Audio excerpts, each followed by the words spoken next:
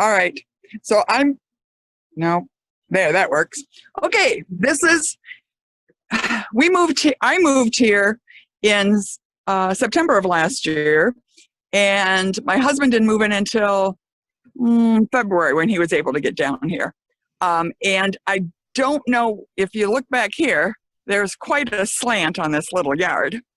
And I wasn't really sure what we're going to do. We're probably going to do some raised beds. And I'll have them go up to the slant. But until then, we decided we do self-containers. And my husband was watching videos, and he saw Leon from Texas, and he had these self-watering. And I start off, there's my herbs, and then there's herbs behind that, and then tomatoes, and there's little Mrs. Watermelon. She's not very big, and this is Mr. Watermelon. He's going all over. And then I've got some squash. These onions are actually seeming like they're okay. I've got some others in here that look really, really sad. Yep. And then this is a pumpkin plant that's just going crazy. And this is my husband's idea because we're on city water, which we've never done before. We've always had well water. And I heard that the chlorine's not great for vegetables. So we started with one of these, and then there was two, and then there was three, and then that's the runoff. And my husband just keeps getting more and more ideas. So he's got them so they connect. So when the water comes down, it fills one, then two, then three. Right now, they're very empty. This one's totally empty. Used up all that water feeding. This one's somewhere down there. They're all pretty much that. So it better rain pretty soon. But let's see. Oh, but then he got the great idea of hooking that the overflow. So when it gets so high, it'll go right back in the drain, because he used to would take it off this and then put it back through the drain system. So that's the self-contained gardens. And now we just wanted to show you over here how they're sort of made up. If you watch Leon on YouTube, he's awesome.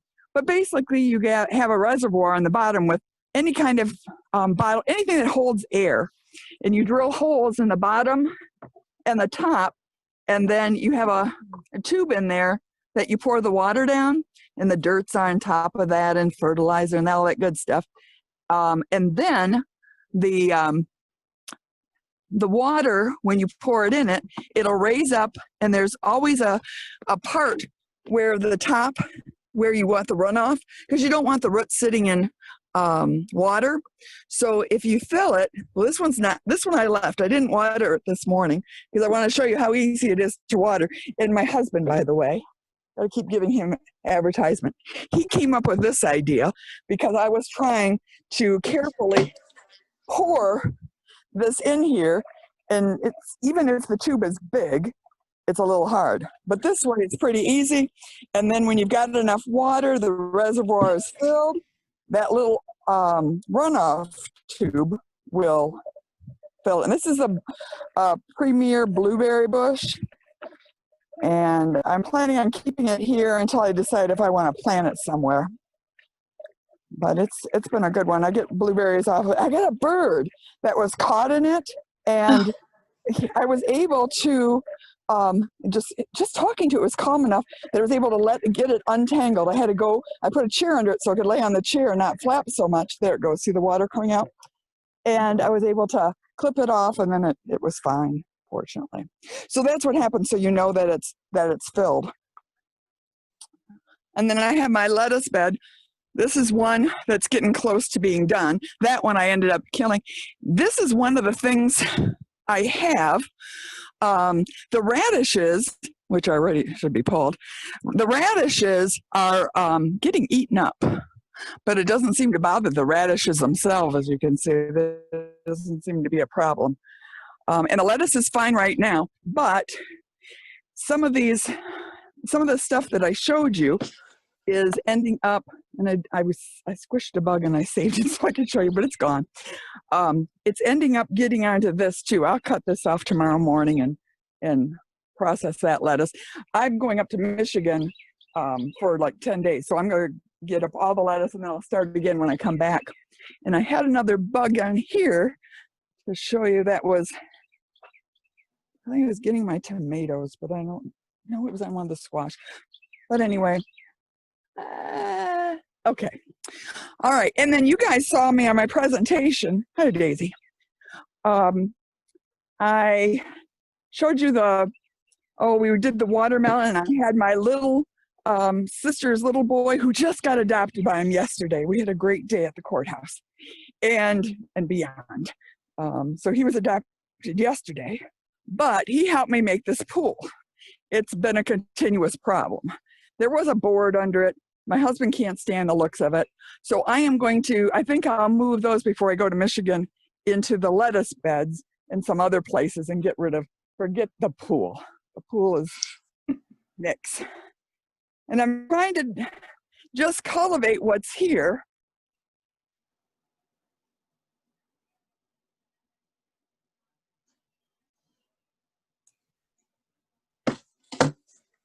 Is that me? No, I think Sue's frozen. So, Sue, you might have gotten too far from your Wi-Fi. I'd like to get a cutting garden so I could have flowers in the house all year. That's like a wild blueberry. Well, you can see they're right there. And if I leave it for a while, it goes back to weeds. I haven't kept up with this much at all. But we've got all the land back there. I try to make some sort of a compost. I don't know. And that's in work in progress. Okay. And then I'll just take you really quick over to, by the way, come on, Daisy. Come up here. You know better. That's my little Christmas tree I had this Christmas because I wanted to get a Christmas tree after Christmas so you can get the fake ones cheaper because I wasn't going to try to carry my fake Christmas tree from Michigan. It was ready to be changed anyway. All right. Are you still there? I'm almost around. Okay. This is my husband's. He has to have them separate. He has cantaloupe. He's got cantaloupe, and he's got these guys that just showed up. And if you see that tree over there, I'm wondering if these are like, I don't know, seeds from it. I don't know. But his cantaloupes are going, and he's had some radishes. And there's Daisy. And I've got some of the self-containers on my front porch. But I'm doing that flower bed. She had some things established those really pretty flowers with the red. They're great, but they take over the whole thing. And I like a variety, so we'll see. And I got one knockout rose, which that one needs some help. It's got bugs. And these are hanging up. But what I found is, I can't do it with a phone in that hand. I found that if you put water on them, they just run through. So what I do is I set them in buckets, and that way they can soak up water, and then it's not just raining down water on me.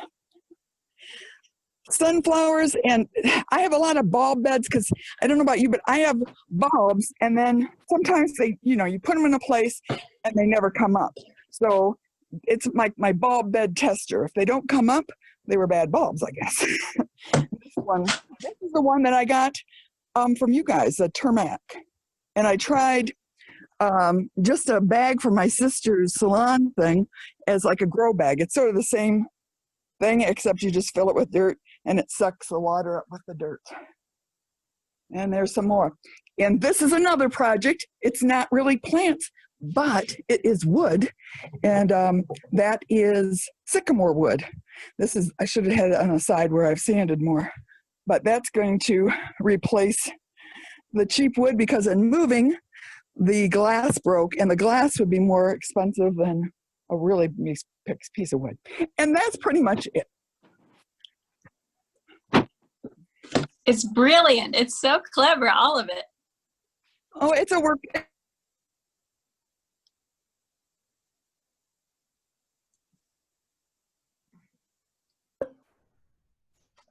Sue, can you go over the self-watering situation again?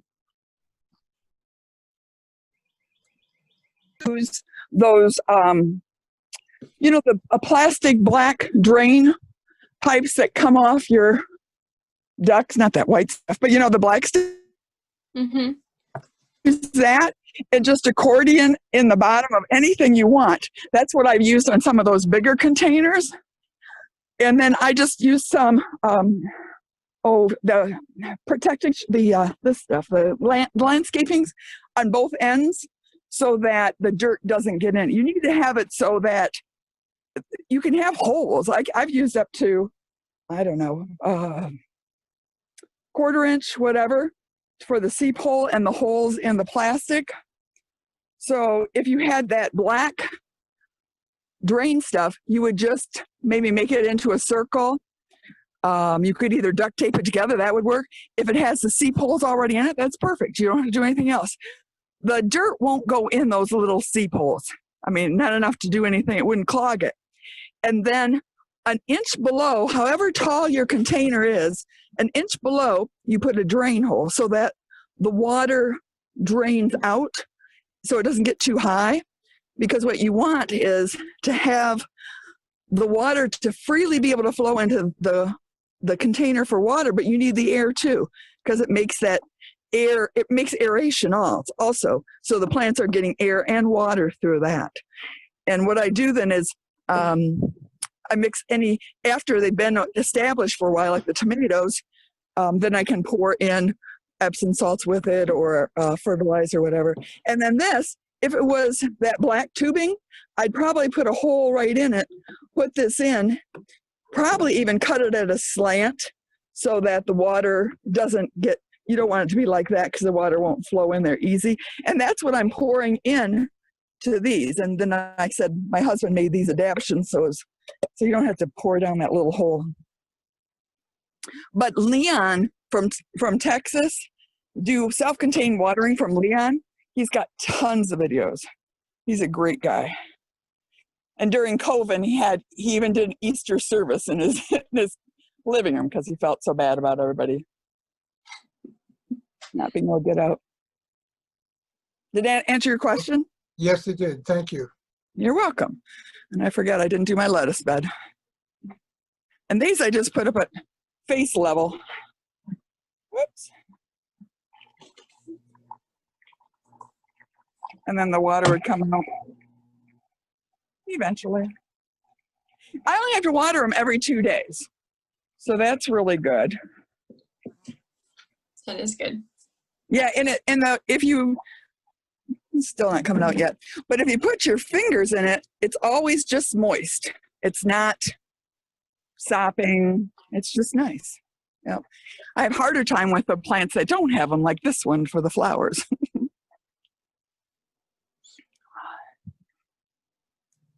Very cool, Sue. Well, thank you. It's been fun. And like I said, I talked to, who's the one with the llama farm? I'm sorry. Jerry. Jerry, yes. Jerry has that great idea of using the slant on the hill and building your raised bed right into it. And I think that's what I'll do this fall. But it's been good. There's no way they had to dig water stuff and digging through this clay. My husband was like, there's just no way. But I've done straw bale gardening for a couple years in Michigan, and that was good, except the watering is hard with that one because you really have to soak it. I wasn't good with fertilizing because obviously hay bales have no fertilizer. I like this much, much better. And I like the hay bale. It was okay. I was going to keep giving it a go until it finally worked, but I like this.